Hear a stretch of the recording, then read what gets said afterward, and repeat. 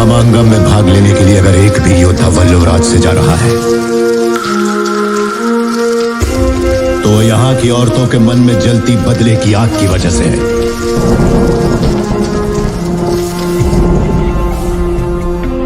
ऐसी ही वीरांगनाओं की कोख से मैंने और तुमने जन्म लिया है।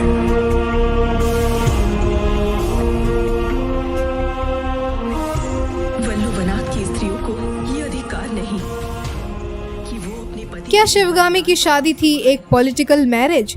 क्यों शिवा की तरह बनकर रहना चाहते हैं महेंद्र बाहुबली? क्या महेंद्र बाहुबली अपनी ही मौत का स्वांग रचाएंगे? नमस्कार दोस्तों, मैं हूं आप सबकी होस्ट पंखुरी और आप सबका बहुत बहुत स्वागत करती हूं बॉलीग्रैड स्टूडियोज में। बाहुबली के साम्राज्य में बहुत सारी कहानियां अभी भी दबी हुई हैं। एस राजमौली ने इस फिल्म को फिलहाल के लिए महेंद्र बाहुबली पर फोकस रखकर बनाया है, पर इसके आने वाले पार्ट्स में पुराने और नए कई किरदारों की स्टोरी रिवील की जाएगी, जिनमें से सबसे इंटरेस्टिंग स्टोरी होगी शिवगामी की।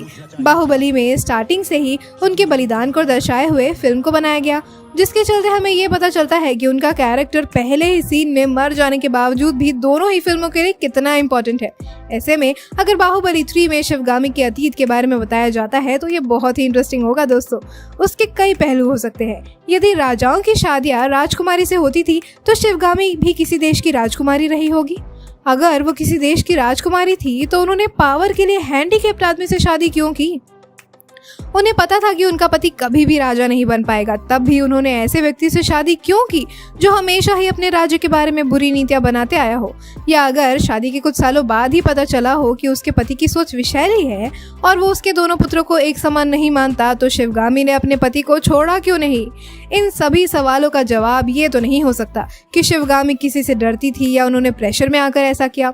ऐसा इसलिए क्योंकि शिवगामी एक बहुत ही स्ट्रॉन्ग लेडी है जिसने हमेशा सबसे पहले अपने राज्य की सोची है और बुरी से बुरी परिस्थितियों में भी हाल निकाला है।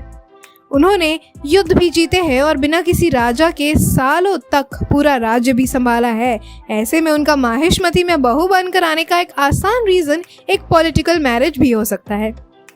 पुराने समय में जहां राजकुमारों को ज़रूरत होती थी राज्य संभालने की, वहीं राजकुमारियों को ज़रूरत होती थी राजनीतिक रिश्ते बनाने की। ये माना जा सकता है कि शिवगामी के पिता भी देवसेना के भाई की तरह एक छोटे राज्य के राजा रहे हो और माहिष्मती के सामने अपनी आवाज़ नहीं उठा पाए।